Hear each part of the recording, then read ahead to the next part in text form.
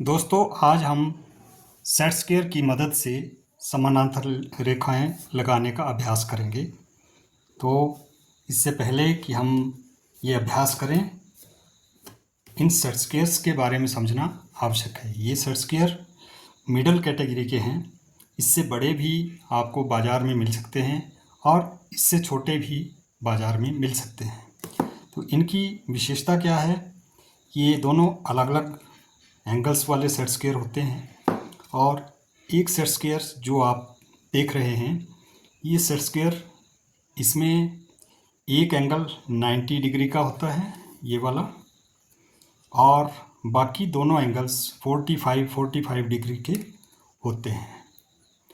और ये दोनों साइडें इसकी बराबर हैं, जहाँ पे 90 का एंगल है और 45 डिग्री का। तो इनके बीच की जो ये दोनों लाइंस हैं, ये दोनों बराबर होती हैं और ये साइड बड़ी होती है। ये दोनों 45 डिग्री के एंगल्स पर मिली हुई रेखा है, ये लंबी है। और इसमें एक और खासियत ये है कि बीच में एक डी बनी होती है, जो हमें सिंपली एंगल्स बनाने के लिए उपयोग में हेल्पफुल है। तो इसमें क्या है, बीच में एक सेंटर पॉइंट है और यहाँ पे एंगल्स ये येलो कलर के अंदर इसमें अंकित किया गया है 0 से 180 डिग्री तक। अगर हमने लेफ़्ट की तरफ एंगल बनाना है तो फिर 0 से हम काउंट करेंगे, और अगर राइट की तरफ बनाना है तो हम इस तरफ वाला 0 जो बाहर की ओर पट्टी बनी हुई येलो कलर में, यहाँ से काउंट करना शुरू करते हैं। तो इस तरह से हम कोई भी एंगल, मान लीजिए लेफ़्ट की ओर 30 डिग्री का एंगल बनाना है, तो यहाँ पे 30 लिखा हुआ है, इसको पॉइंट पे टिका दें। टिका करके फिर हमने 30 डिग्री के सामने एक पॉइंट लगाना है और फिर इसको सेंटर से मिला देना है। इस तरह से हमारा 30 डिग्री का एंगल बन जाता है। इसी तरह से हम कोई भी एंगल इसमें बना सकते हैं। और दूसरा सेट स्क्वायर जो है, इसमें दोनों साइडें अलग अलग हैं। ये साइड छोटी है 12 सेंटीमीटर की और ये साइड बड़ी है 22 सेंटीमीटर की। क्यों? क्योंकि इसमें ये जो साइड के दोनों एंगल्स हैं, ये छोटे बड़े हैं। अगर ये बराबर होते तो यहाँ पे ये दोनों साइडें बराबर होती हैं, जैसा दूसरे सेट स्क्वायर में दिखाया आपको कि दोनों एंगल्स 45 डिग्री के हैं और इसमें ये दोनों साइडें बराबर हैं। तो इसी प्रकार इसमें अलग अलग साइडें हैं। इसके अतिरिक्त मैं आपको ये बताना चाहूँगा कि ट्रायंगल की जो विशेषता है, जैसे आपने दूसरे सेट स्क्वायर में भी देखा, तीनों कोणों का जो योग है वो 180 डिग्री होता है। जो टोटल ट्रायंगल का जो टोटल है वो 180 डिग्री होता है।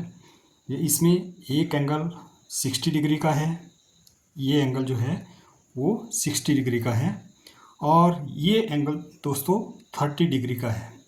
इन दोनों का टोटल हो गया 60 और 30 90, और 90 डिग्री का ये एंगल है तीसरा, तो ये तीनों का टोटल बन गया 180।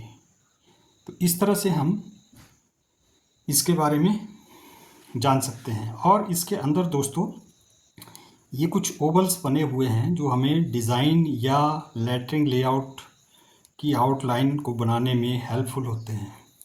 कोई डिज़ाइन भी इनसे बनाया जा सकता है, तो इस तरह से हम इनका प्रयोग कर सकते हैं।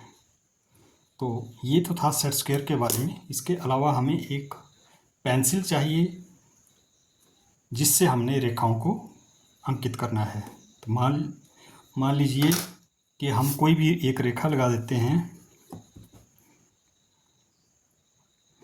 पेंसिल की सहायता से हमने कोई भी रेखा लगा दी।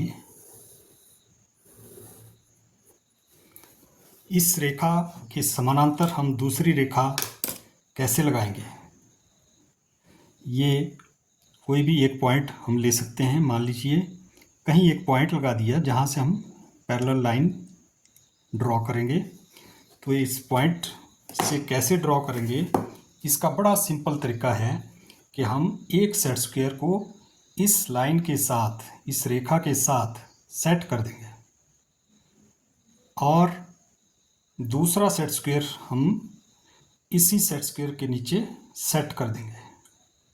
सिरे से सिरा बिल्कुल मिल जाना चाहिए, और थोड़ा सा ऐसे या ऐसे ये हो जाता है तो फिर लाइन हमारी टेढ़ी हो जाएगी। इसको अच्छे से सेट करके ये कहीं भी स्लिप नहीं होना चाहिए, इस बात का बड़ा ध्यान रखना है।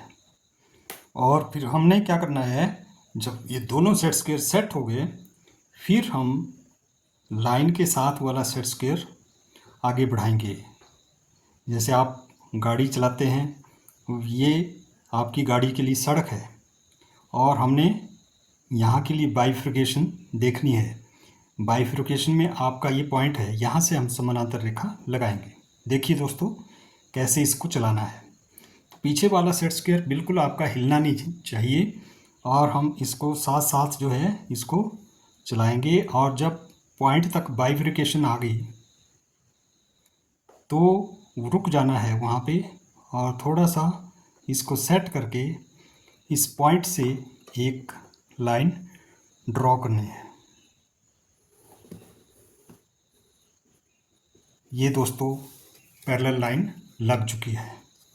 इसी तरह से कोई और पॉइंट ले सकते हैं। मान लीजिए एक पॉइंट हमने यहाँ लगा दिया,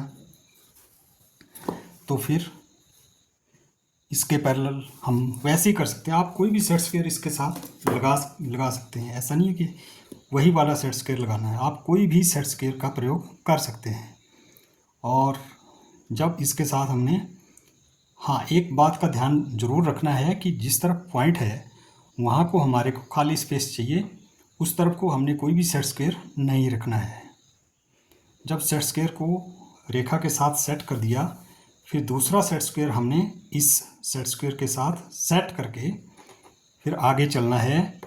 और ये पॉइंट तक जब आ गए तो हमने यहीं से रेखा को ड्रॉ करना है।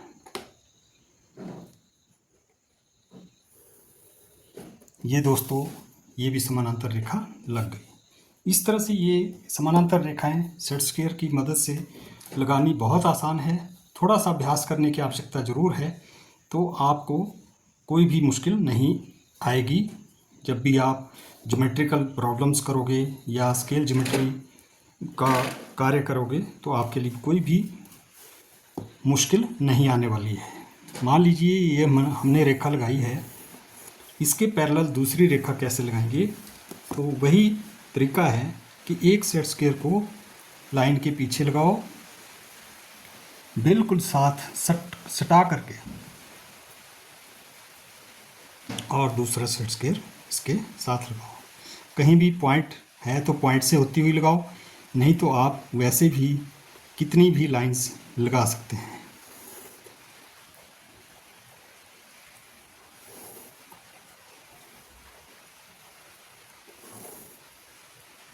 आप इस तरह से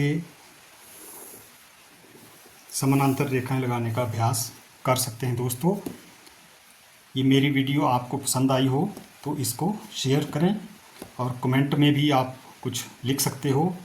और मेरा चैनल वॉइस ऑफ आर्ट ज़रूर सब्सक्राइब करें, क्योंकि चैनल के अंदर बहुत ही वीडियोस आपको ऐसी मिलेगी जो आपके लिए काफ़ी हेल्पफुल होने वाली है। और वीडियोस भी आप देख सकते हैं, स्केल कार्ड कैसे बनाते हैं, स्केल कैसे बनाते हैं, पेपर डिवीज़न कैसे करते हैं। ये इसलिए मेरे चैनल को सब्सक्राइब ज़रूर करें। डिज़ाइन कैसे बनाते हैं, लेटरिंग लेआउट कैसे करते हैं, पोस्टर कैसे बनाते हैं, पेंटिंग कैसे बनाते हैं।